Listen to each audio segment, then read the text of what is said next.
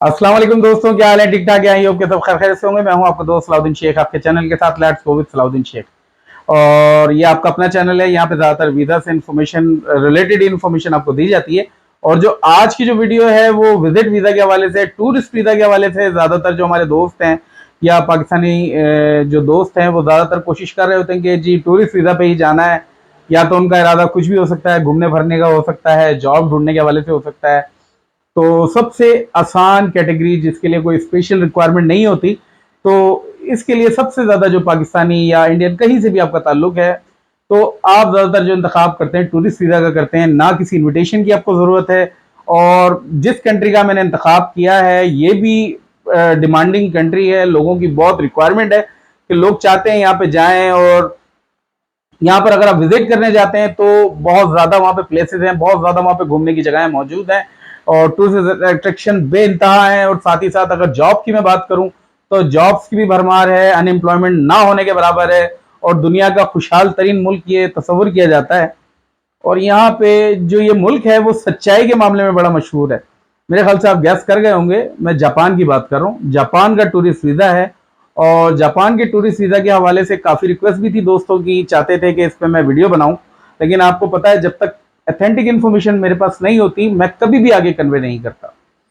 क्योंकि मेरी कोशिश होती है कि जो मेरे फॉलोअर्स हैं या जो भी मेरी वीडियो देख रहे हैं, खासकर जो मेरी वीडियो देख रहा है, उसका टाइम ज़ाया ना हो, उसको ये ना लगे कि यार मैंने अपने ज़िंदगी के 5 मिनट ज़ाया कर दिए, मैं ये वीडियो ना देखता कुछ और देख लेता तो शायद बेहतर रहता। तो चलें वीडियो को शुरू करते हैं, टाइम ज़ाया नहीं करते हैं। तो जापान का जो टूरिस्ट वीज़ा है, अगर आप पाकिस्तान से अप्लाई करना चाहते हैं तो पहले तो ऐसा होता था कि वॉकिंग कस्टमर आप जा सकते थे, वॉकिंग क्लाइंट की हैसियत से जा सकते थे।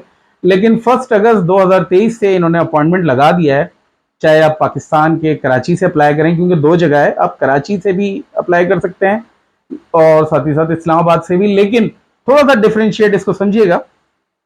कराची में जो जापान की कॉन्सुलेट है वो सिर्फ उन लोगों के लिए है जो कराची के रेजिडेंट्स हैं या सिंध के रेजिडेंट्स हैं या फिर आप अपना बलूचिस्तान के रेजिडेंट्स हैं। अगर आप इन दो प्रोविंसेस से ताल्लुक रखते हैं तो जापान की जो कॉन्सुलेट कराची में वाक़ है वो आपके लिए, वहां से आप अपनी फाइल सबमिशन कर सकते हैं। लेकिन उससे पहले आपको अपॉइंटमेंट लाजमी है। मैं डिस्क्रिप्शन में इसका लिंक दे देता हूं, आप वहां पे जाएं और बाकायदा तौर पे आप अपॉइंटमेंट पहले बुक करें। उसके बाद जो भी मैं आपको रिक्वायरमेंट बता रहा हूं, आपने अगर ये फुलफिल कर लिया, मैं इस कंट्री के बारे में एक बहुत ही एक आपको खासियत बताता हूं। वो ये है कि अगर आपने इनकी रिक्वायरमेंट पूरी कर दी तो इसमें कोई डाउट नहीं कि आपको वीजा नहीं देंगे, ये आपको 100% वीजा देंगे। और मैंने जो इनकी रिक्वायरमेंट देखी है, इतनी सादा है रिक्वायरमेंट, मेरे हिसाब से किसी और कंट्री शायद नहीं होगी। और इतनी चीपर इसकी यानी कि सॉरी ट्यूशन फीस मेरे मुंह से निकल रही है, इतनी चीपर इसकी जो वीजा फीस है मैं बयान नहीं कर सकता हूँ। वो भी मैं आपके सामने बयान करूंगा। और एक और खासियत मैं इनकी बताऊंगा, ये पूरी की पूरी जो आपकी एम्बेसी की फीस होती है वो डिपॉजिट नहीं करते हैं, एक छोटा सा पार्ट डिपॉजिट करते हैं जो कि ना होने के बराबर होता है। और जब इनको ये यकीन दहानी होती है कि जी आपको इन्होंने वीजा देना है तभी आपसे फुल फीस सबमिशन करते हैं। ये इनकी सच्चाई की बहुत बड़ी जमानत है। वरना आप किसी भी एम्बेसी में वीजा अप्लाई करते हैं तो आपकी पूरी की पूरी फीस जो कि हजारों रुपए में होती है, बहुत बड़ी अमाउंट होती है, और आपका वीजा नहीं लगता तो नॉन रिफंडेबल है। तो ये बड़ी एक यूनिक बात है इनकी। तो चलें आपका टाइम जाया गया बगैर इस वीडियो को बकायदा शुरू करते हैं।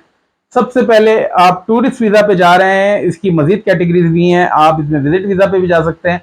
लेकिन उसमें आपको बाकायदा तौर पे गारंटी लेटर चाहिए होता है आपके, जो भी आपके यानी कि कोई रिलेटिव है या फिर आपकी कोई गर्लफ्रेंड है या फिर कोई कोई भी पर्सन हो सकता है जो आपको वहां पे विजिट करने के लिए बुला रहा है, तो उसका गारंटी लेटर उसे लगाना होगा, उसका नाम पता वो तमाम चीज़ें आपको गारंटी लेटर भी डाउनलोड करना होगा, उस पर वो इन्फॉर्मेशन आपको दे देंगे। लेकिन हम टूरिस्ट वीजा के हवाले से बात कर रहे हैं तो उसी की इन्फॉर्मेशन मैं आपको जरा डिटेल में बता देता हूँ।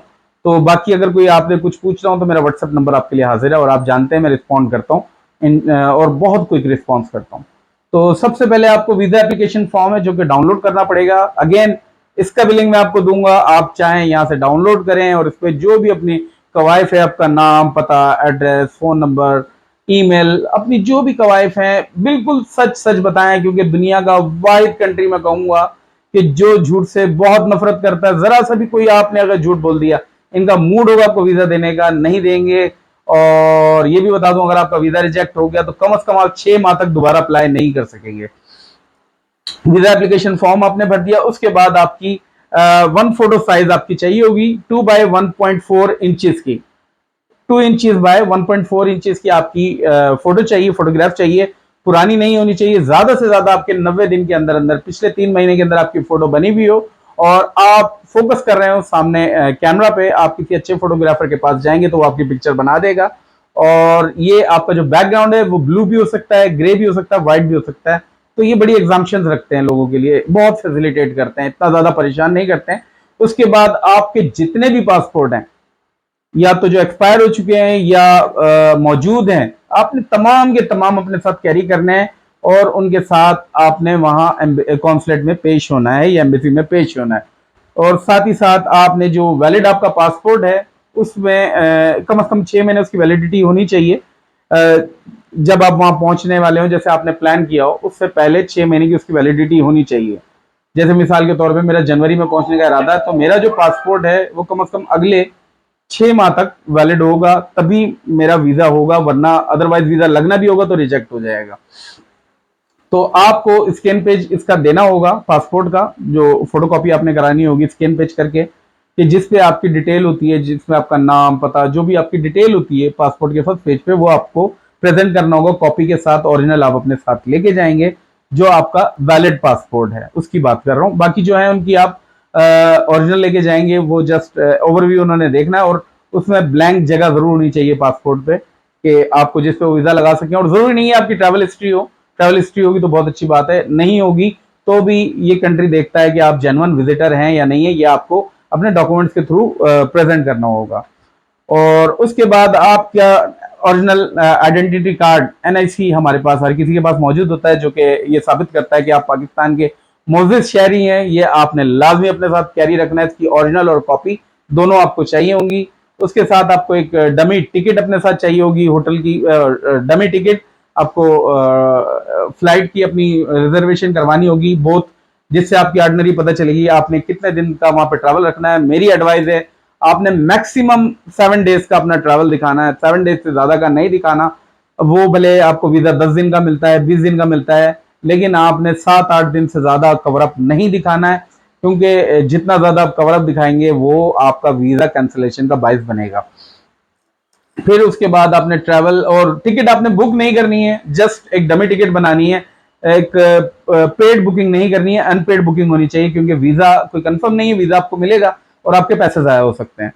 फिर उसके बाद आपने स्केड्यूल अपना जो है वो पेश करना है डे बाय डे, कि जी मैं 8 तारीख को पहुंचूंगा इस फ्लाइट से, 9 तारीख को मैंने ये करना है, 10 को मैंने ये करना है, 11 को मैंने ये करना है। तमाम एक्टिविटीज आपने वन टू एंड, यानी स्टार्ट टू एंड आपने पेश करनी है, कि मैं 8 तारीख को बैठूंगा, 16 तारीख को मैंने वापसी आना है, फलानी फ्लाइट से आना है, ये जगह मैंने विजिट करनी है। तो मेरे भाई यूट्यूब है, फेसबुक है, गूगल है, आप गूगल करें या फिर अपने दोस्तों और रिश्तेदारों से पता करें कि जापान में ऐसी कौन सी घूमने की जगहें हैं जहां पे आप अपनी फाइल को मजबूत कर सकते हैं। आपने पूरा ओवरव्यू देना है, और अगर नहीं आपको पता तो किसी ट्रैवल एजेंट या कंसल्टेंट का रब्ता करें, वो इंशाल्लाह आपकी हेल्प करेगा। मेरी हेल्प की जरूरत हो तो मुझसे रब्ता कीजिएगा, लेकिन इनकरेज यही है कि आप खुद से अपना केस तैयार करें। उसके बाद जो बहुत ही मेन है, प्रूफ सफिशिएंट फंड्स का आपको है, इसमें आपको कुछ एग्जाम्पशन दी गई हैं, आपने इनमें से कुछ एक पेश करना है, यानी कि 2 की शरायत आपको दी गई है। पहली शर्त तो यह है, या तो आप अपनी जो 2 साल की टैक्स रिटर्न पेश कर दें। आपके पास बैंक स्टेटमेंट नहीं है, no problem, not at all, they can consider you without the bank statement, लेकिन आपको उसमें पिछले 2 सालों की एनटीएन रिटर्न्स पेश करनी होगी, जिससे वो कंक्लूड कर लेंगे कि जी आप कितना पानी में हो, आपके पाकिस्तान के साथ कितने स्ट्रॉन्ग टाइज है, अगर आप बिजनेस करते हो तो आप 2 साल का एनटीएन रिटर्न भी अगर लगा दोगे तो इट इज सफिशिएंट। लेकिन फिर भी मेरी रिकमेंडेशन है एज पर पाकिस्तानी, आप अपने साथ बैंक स्टेटमेंट कैरी कर लें तो बहुत अच्छी बात है, क्योंकि कब वो क्या मांग लें, अगर उनको जरूरत होगी तो वो मांग लेंगे, लेकिन उन्होंने इनमें से एक ही चीज मांगी है तो मैंने आपको बता दी, अगर आपके पास एनटीएन रिटर्न्स हैं तो आपको बैंक स्टेटमेंट अपने साथ कैरी करने की जरूरत नहीं है, तो आप ये पेश कर सकते हैं। लेकिन अगर आप एनटीएन रिटर्न्स नहीं है आपके पास, आप नहीं पेश करना चाह रहे हैं, तो आप अपनी बैंक स्टेटमेंट पिछले 6 महीनों की पेश कर सकते हैं टिल डेट, और वो 1 वीक से ज्यादा नहीं होनी चाहिए पुरानी। जैसे आज अगर निकलवाते हैं तो अगले 7 डेज तक वैलिड होती है, आप उसको सबमिट करवा सकते हैं एम्बेसी में। तो अगर आप एनटीएन रिटर्न नहीं करवा रहे हैं तो आप उसमें अपनी बैंक स्टेटमेंट 6 महीने की पेश कर सकते हैं। और मेरी रिकमेंडेशन है, ये कोई पत्थर पे लकीर नहीं है, मिनिमम आपके अकाउंट में 15 लाख रुपए का क्लोजिंग बैलेंस होना चाहिए अगर आप जापान का वीजा अप्लाई करना चाहते हैं। तो इससे कम है तो आप कर लें, मुझे नहीं पता आपको वीजा देंगे नहीं देंगे, लेकिन मेरी रिकमेंडेशन नहीं है। और बिजनेस पर्सन है तो आपका अपना लेटर हेड होगा, उसके ऊपर आप रिक्वेस्ट बनाएंगे, अपना नाम बताएंगे, अपनी डेजिग्नेशन बताएंगे और अपनी इनकम के बारे में बताएंगे कि मैं ये काम करता हूँ, मेरा ये ओवरव्यू है और मैं घूमने जा रहा हूँ। जो भी चीज़ें रिक्वेस्ट के तौर पे जो भी आपने बनाना है, एक कवरिंग लेटर जिसे कहते हैं, वो आपने तैयार करना है। लेकिन अगर आप जॉब करते हैं तो आपने अपनी कंपनी से तैयार करवाना है, वो खुद आपको बताएंगे कि आपके जाने पे उनको कोई एतराज नहीं है और वो आपके बिहाफ पे रिक्वेस्ट करेंगे कि जी ये हमारा एम्प्लॉय है, ये जाना चाहता है और इसकी इतनी सैलरी है, इसकी ये डेजिग्नेशन है, ये साहब फलानी डे से लेके फलानी डे तक जाएंगे और हम इनको इजाज़त देते हैं और इनके लिए गुड लक करते हैं और एम्बेसी ऑफ जापान से रिक्वेस्ट करते हैं या कॉन्सुलेट ऑफ जापान अगर कराची से सिंध या बलूचिस्तान से कर रहे हैं, रिक्वेस्ट करते हैं कि जी इनका वीज़ा इशू कर दिया जाए। तो ये रिक्वेस्ट आपने कर दी, तमाम चीज़ें करने के बाद फिर आप इनकी जो फीस है जो कि वेरियस है, चेंज होती रहती है, तो इसलिए मैं ज़्यादा आपको कुछ नहीं बता पाऊंगा। 1500 से 2000 रुपये पाकिस्तानी आपने जस्ट डिपॉजिट करने हैं अपनी फाइल के साथ और उसके बिहाफ पे आपकी फाइल सबमिट हो जाती है और फिर आपको मैक्सिमम 5 डेज के अंदर अंदर, और अगर बहुत ज्यादा आपका ये लेंदी करेंगे भी तो 10 वर्किंग डेज में आपका वीजा आना होगा, तो इशू कर देते हैं। और इतना आसान मैं नहीं मानता कि कोई और कंट्री आपको फराहम कर रही है कि आप अपना वीजा हासिल कर लें और इतने सस्ते पैसों में, इतने कम पैसों में, क्योंकि किसी भी कंट्री का आप वीजा अप्लाई करेंगे तो इतनी कम रिक्वायरमेंट में नहीं होगा। और वीजा फीस के बारे में भी मैं आपको बता देता हूँ, आपका वीजा जब इशू हो जाएगा या इन्होंने करना होगा, इनका इंटरेस्ट होगा, तो ये आपसे कहेंगे 3000 येन आप जमा करा दें सिंगल एंट्री वीजा के लिए, टूरिस्ट वीजा के लिए, जो कि पाकिस्तानी रुपयों में 6100 रुपये बनते हैं आज की तारीख में। तो आप मुझे आप खुद बताइएगा कि हमारी करेंसी इतनी डी वैल्यू होने के बावजूद इनकी वीजा फीस कितनी ज्यादा है और उसके बावजूद ये कितना फैसिलिटेट करते हैं पैसेंजर्स को, ट्रैवलर्स को जो जाना चाहते हैं, उनको कितना ज्यादा इनकरेज करते हैं, कितनी कम इन्होंने फीसेस रखी हुई और कितने सादा रिक्वायरमेंट है। और इस रिक्वायरमेंट में एक रिक्वायरमेंट और है जो आपको ऐड करनी लाजमी है, जो कि मैं बताना आपको भूल गया। आपने होटल बुकिंग से भी अपनी आर्टनरी को प्रेजेंट करना है कि जी मैं टोक्यो में रहूंगा या कहीं भी रहूंगा, उसकी आपने आर्टनरी पेश करनी है कि आपने होटल बुकिंग लगानी है और वो अनपेड होनी चाहिए। काफी रिसोर्सेज हैं, booking.com से कर सकते हैं और बहुत सी वेबसाइट है, अगोडा है, 10 तरह की और ऐप्स हैं, आप कर सकते हैं। उसमें भी किसी किस्म की हेल्प चाहिए तो सलाउद्दीन आपका भाई है ना, let's go with Salauddin Sheikh है, आप मुझसे रब्ता कर सकते हैं, मैं इंशाल्लाह आपकी हेल्प करूंगा। और अल्लाह ने मेरे चाह तो मजीद ऐसी इंफॉर्मेटिव वीडियोस आपके सामने लेकर आता रहूंगा। आप लोगों से दुआओं की दरखास्त है, इसी तरह मेरा साथ देते रहिए, इंशाल्लाह मैं मजीद वीडियोस लेके हाजिर होता रहूंगा। नेक्स्ट वीडियो तक के लिए अल्लाह हाफिज।